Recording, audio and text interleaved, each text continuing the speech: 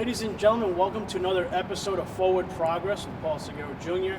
Today's guest is a special guest for me just because not only is he the head coach of the women's basketball team here at Community College of Rhode Island, but also a Hall of Famer.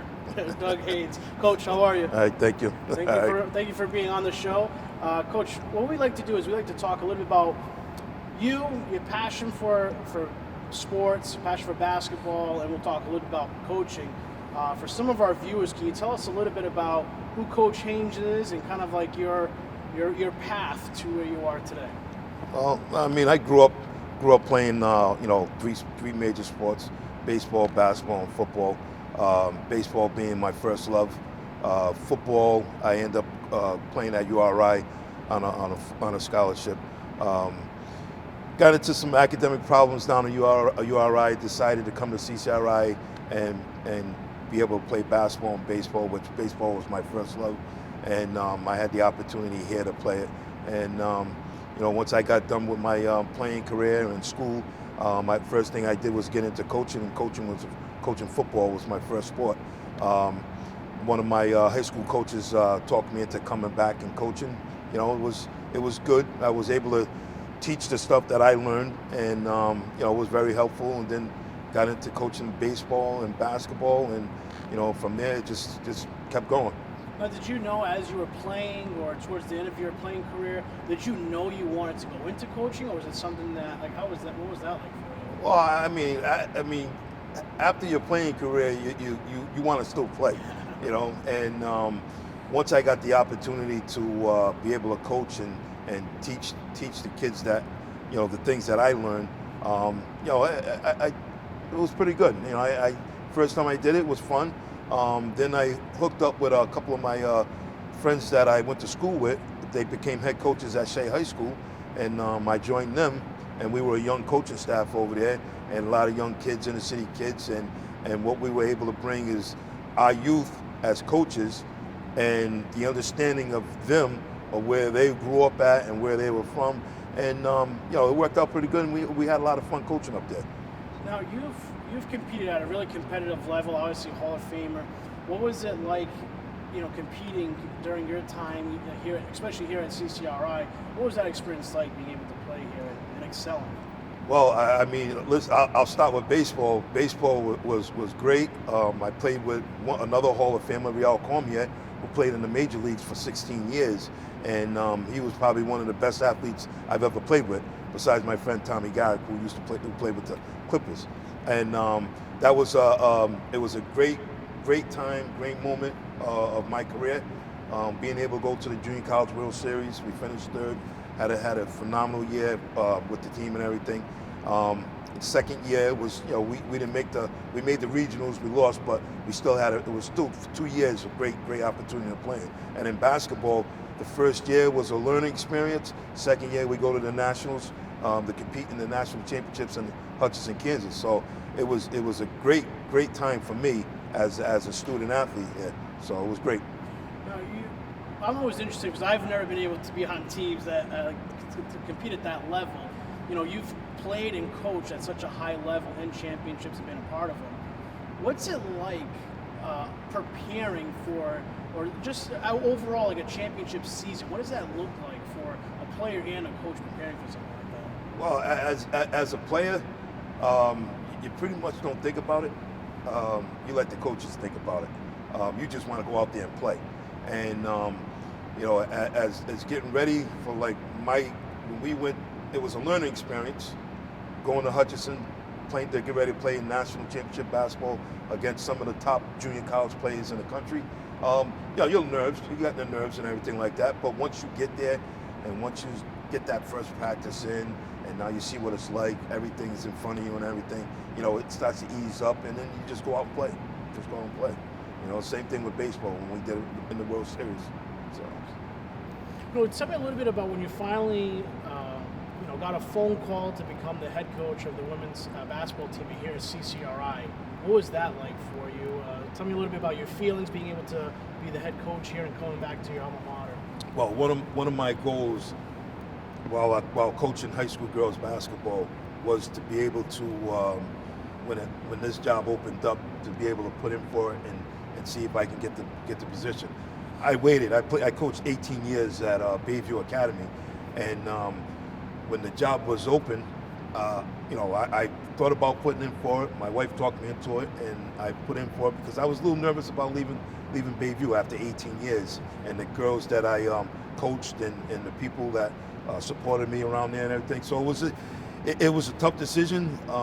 When they offered me the job, I took it, and the only drawback that I had was that I had to go meet with the girls at Bayview and tell them that I'm going to be leaving. I mean, but other than that, I was ecstatic. I couldn't wait to get here and and prove that we could turn this program around and start nationally. So I was happy with it. Is it different, coaching at the high school level and then at the college level? Is there major differences for you, like in terms of, teaching a high school student versus teaching already, a college student? Well, sometimes it is, but most of the times, those kids that are coming from the high school, their coaches are teaching them the fundamentals and stuff like that. So when you're getting here, you're just pretty much fine-tuning them and then putting in what you want as a system and, things like that. I mean, like I said, skill-wise, most of it's coming from the high school anyway. So, what was it like for you? Obviously, you've been around just sports in general. Why did sports matter to you? Why did you enjoy it? What did sports mean to you? Well, sports. Me growing up, sports meant everything. I mean, one, it kept me out of trouble. Two, it pushed me to do what I had to do in high school because if you didn't have the grades, you weren't playing. And then when I got caught up in college, I realized what I did and what was wrong. And then when I came back here, I had a second life, and I made sure I was gonna prove that I can do what I had to do to graduate and still be able to play ball. What was that like for you? I mean, you mentioned playing at URI and then coming here. Were you upset, saying, "Man, I'm a D1 player. Why am I here?" Or what was that mindset for you as an athlete at that point? Well, I'll be honest with you. My mindset was to get here, do what I had to do academically, and go back to URI to play football. But when the opportunity, I'll be honest with you, the opportunity came to be able to play baseball, which, like I said before, is my first love. I really wanted to take that chance to play baseball. So. Who were some of the athletes that you liked growing up? What did you watch? Oh man, Dr. J was one of my biggest fans. Baseball wise, I was a big Rod Carew fan. Just loved the way he hit the ball and everything. And then football, footballs. I was a running back, so I liked a lot of running backs. Barry Sanders on the list? Barry Sanders is definitely on the list. Definitely on the list. Coach, I've talked about it before. It's been different interviews that I feel like sports give so many opportunities to individuals, and you mentioned staying out of trouble, right? So growing up, did you see sports change obviously your life and other lives? And can you tell a little bit about how you view that and sports making an impact on students? Yeah, I definitely think sports has an impact with a lot of kids growing up. Once they're out of that environment and they're in that sports environment, what happens is you meet a lot of people. And those people you meet are going to be your friends for a long, long time. And so as you're growing up, you're going to be able to, this person has something that, is a lawyer. So, you might be able to, communicate with that person is something, or this person works here, a lot of communications, a lot of friendships, a lot of support. It's just for me, it made me a better person. It made me a better person, and I always feel like I have to give back to the kids growing up, and that's one of the reasons why I got into coaching. What were some of the lessons that you learned, either in a baseball field, a basketball court, football field? What were some of the things that you learned on those fields and courts that you probably didn't there were life lessons that you couldn't have learned anywhere else? Well, a lot of it has to do with discipline. You always get a different coach that has a different philosophy. Different coach has a different demeanor. But the coaches that I had growing up at West Warwick High School, they were all about discipline, trying to groom you into a better person. And I will always look back to those coaches, and I always bring up those coaches My basketball coach, Dan Sylvester, my football coach, Frank Masnicki, and Steve Alves, my baseball coach, Lou Polano, and those are all the guys I had in high school, and I always looked up to those people. Coach, you mentioned the discipline that your coaches instilled in you. Like when you started coaching and becoming head coach, how did you decide what you wanted your philosophy and your culture to be? How do you game plan that in the very beginning? What was important to you? How did you decide? Well, my philosophy is not to try to make it a job.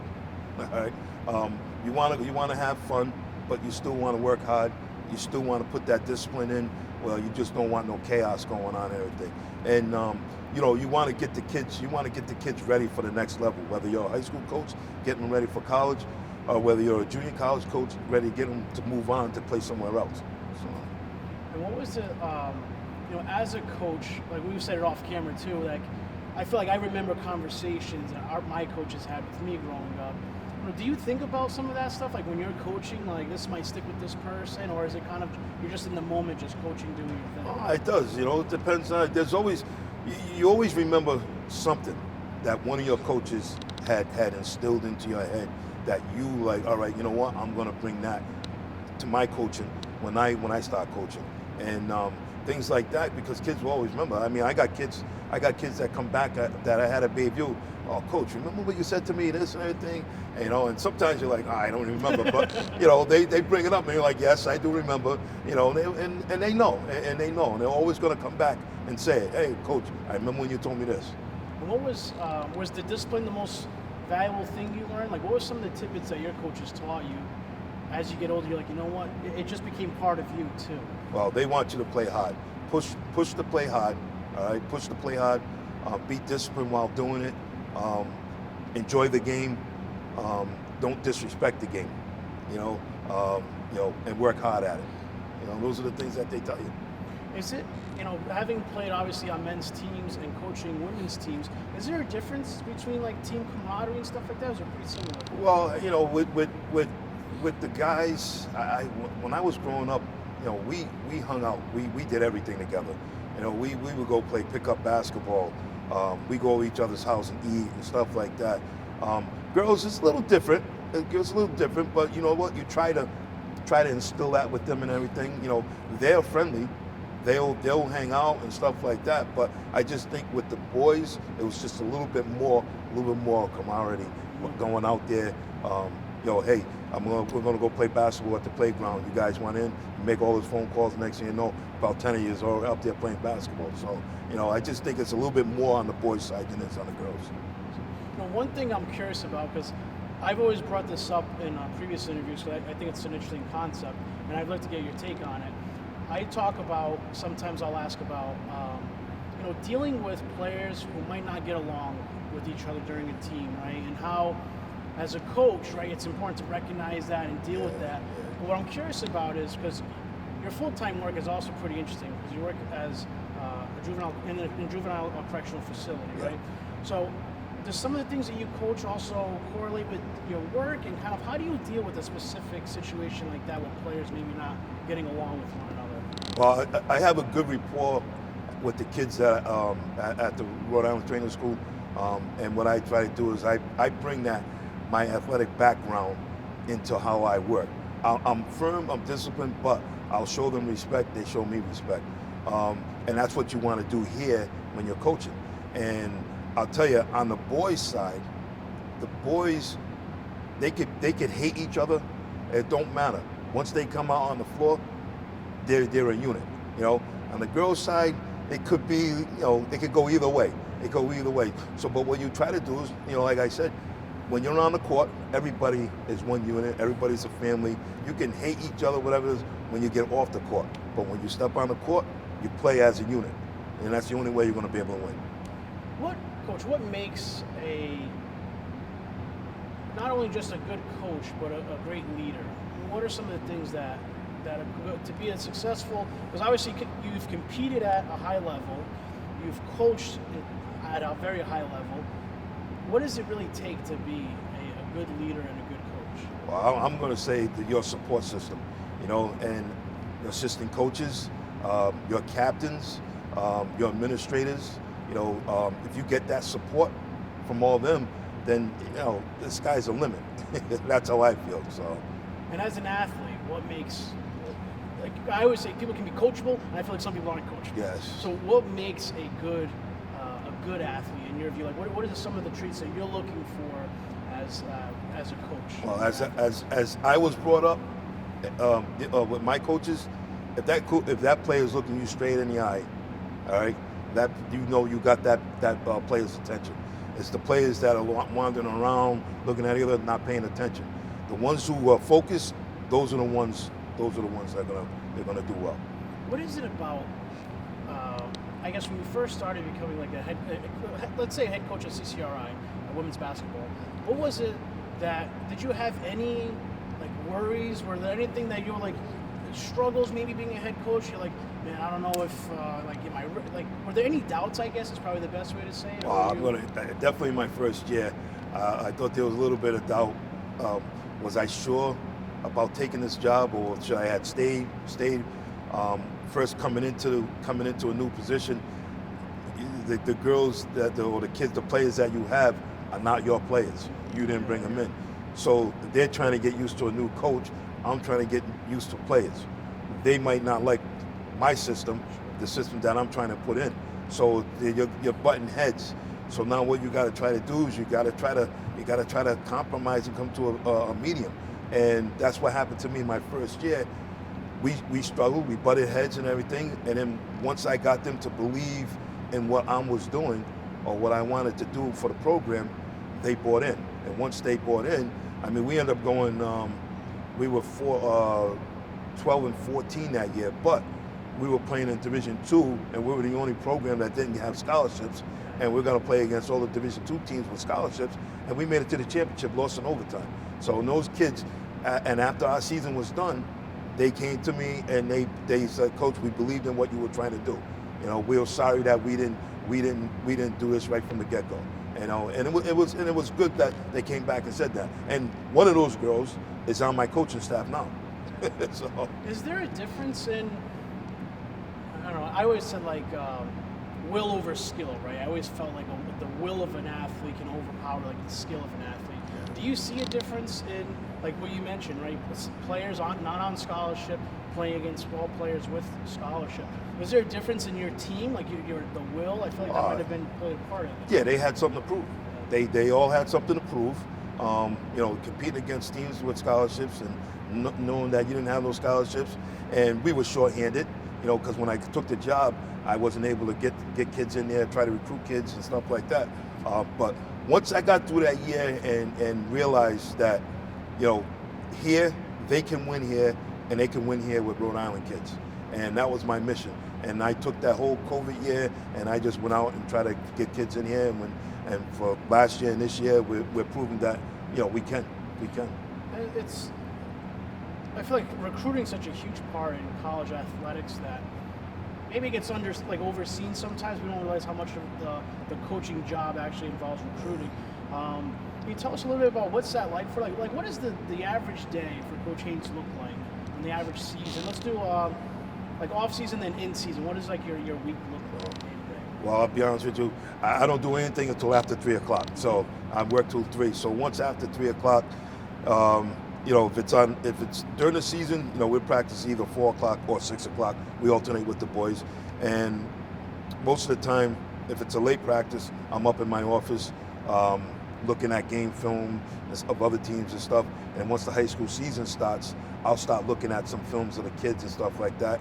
I'll send some emails out to coaches, tell them who I'm interested in, or if they got anybody that's interested in CCRI.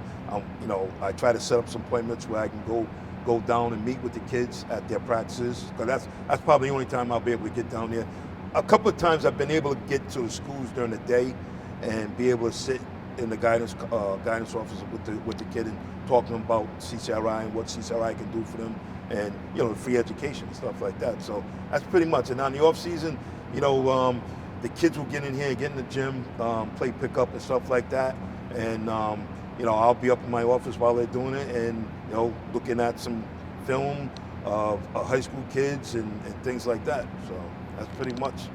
So, Coach, having coached 18 years at Bayview and having students, preparing them to get to the college level, can you tell me a little bit about what's that like their senior year, preparing them to get to just in college and also to compete at that level? What that's like? Well, when I was at Bayview, my game plan was just to prepare the kids who wanted to go play basketball, or even if I had soccer players, just to prepare them what college is going to be like.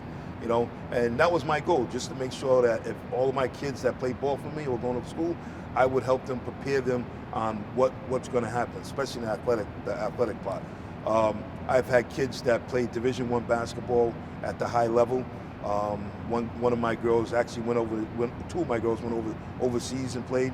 So they, they'll always come back and say, "Oh yeah, you were right about this, you were right about that." And my game plan is to show them discipline. Be firm with them. Always talk about the academics. You're making sure they're doing okay with the academics and stuff after school and stuff. And Bayview does a great job of getting kids into schools and stuff like that when it comes to academics. So it was a good environment, and the kids that I had were great. They were great. Now, at the junior college level, I also went to community college. My high school grades weren't the greatest in the world, but I turned around at community college and then went on to other things. Can you tell me what that's like, working with maybe some athletes who maybe struggled academically, or maybe they really like sports, but they're struggling in school, they're trying to do better. What's that like, trying to help them navigate, not just sports, but their lives? Yeah. Well, since I've been here, we pushed about study hall. Study hall was big. Getting the kids, hour and a half, 2 hours in a room, making sure they're taking care of the class and everything. And here at CCRI, when it comes to the athletics, they have a great support system.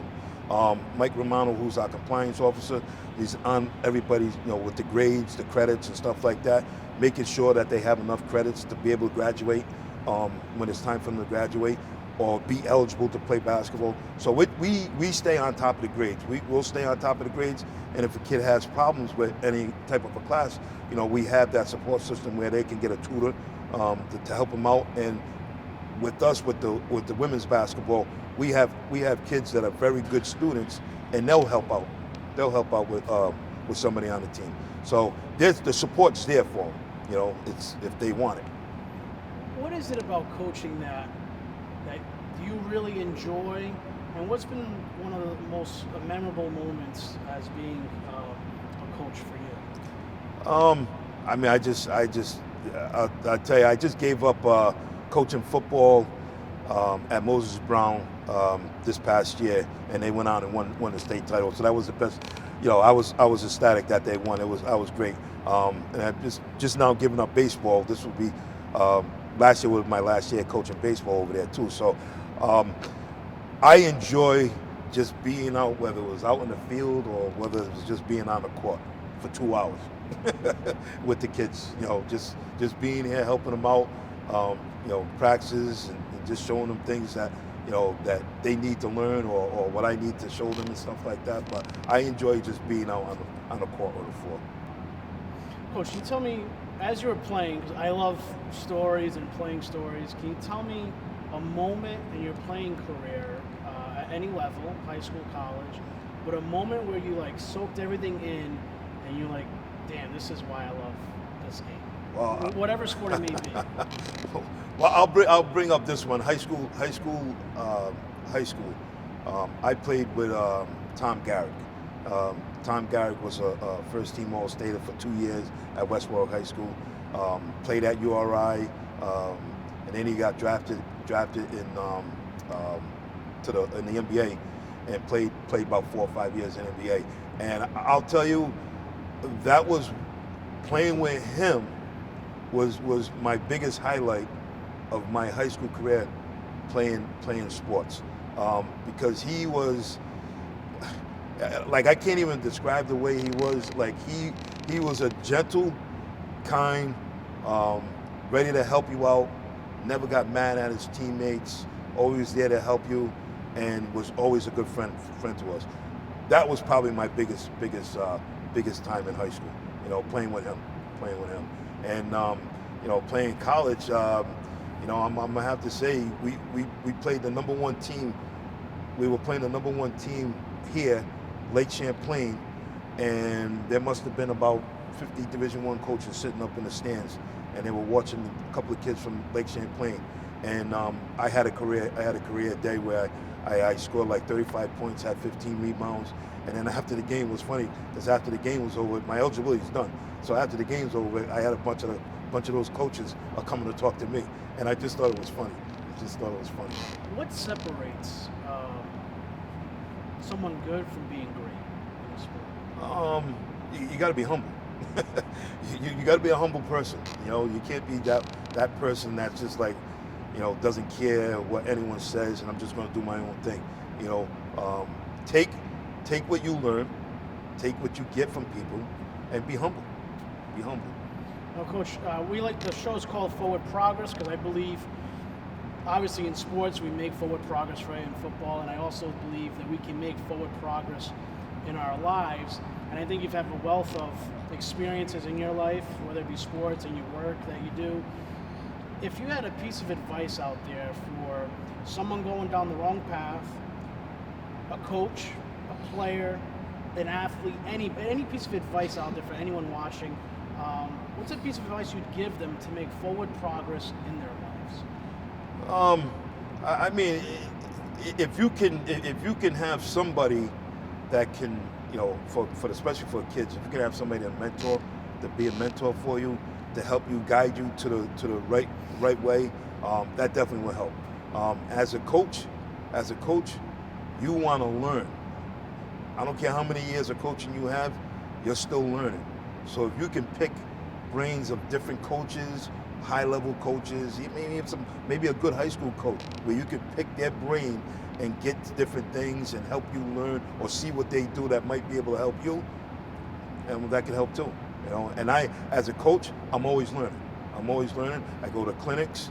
I call my friends who are coaches to see what they have and everything. So there's a lot of tools out there what you can use. So Always be a student of the game. Absolutely. Coach, I want to thank you for coming on. Thank It's you. been a pleasure. Thank you I for really having me. appreciate it. Thank you for having me.